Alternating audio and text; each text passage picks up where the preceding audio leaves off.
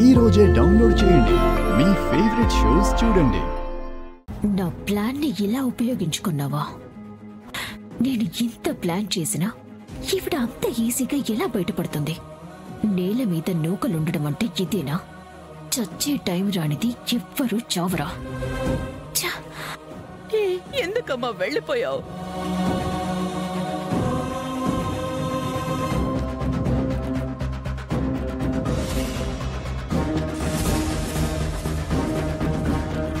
ఎప్పుడైనా ఏ కష్టం వచ్చినా నీకోసం నేనున్నాను అని చెప్పాను కదమ్మా.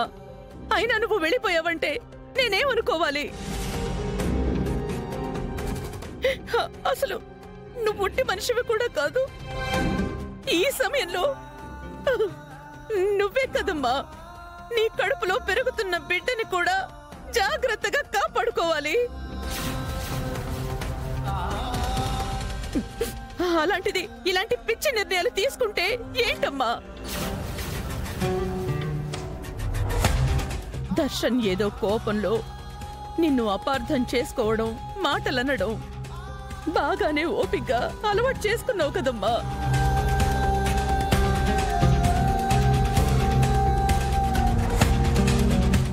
ఇంకాస్త ఓపికతో ఉండి నాతో ఒక్క మాట వెళ్లే ముందు ఒక మాట చెప్పలేకపోయావా?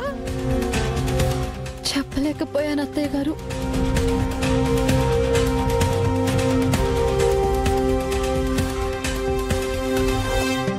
నా మూలంగా ఇంటి నగలన్నీ పోయాయి. నేను తీసుకురావాలని వెళ్ళిపోయాను.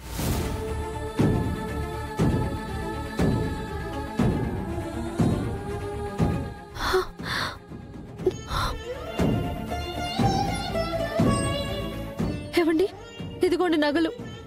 మళ్ళీ మీ కంటి ముందుకు నగలతోనే వచ్చానండి. మీ మాటలకున్న గౌరవాన్ని నేను పాడు చేయలేదు.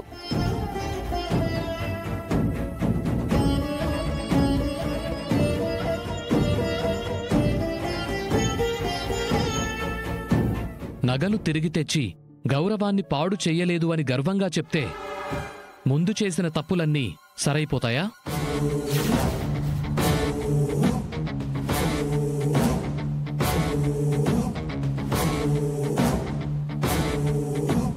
ఈ నగలింతవరకు కూడా నీ దగ్గరే దాచుకుని ఈ నాటకాలన్నీ ఆడుతున్నావని ఎందుకు అనుకోకూడదు?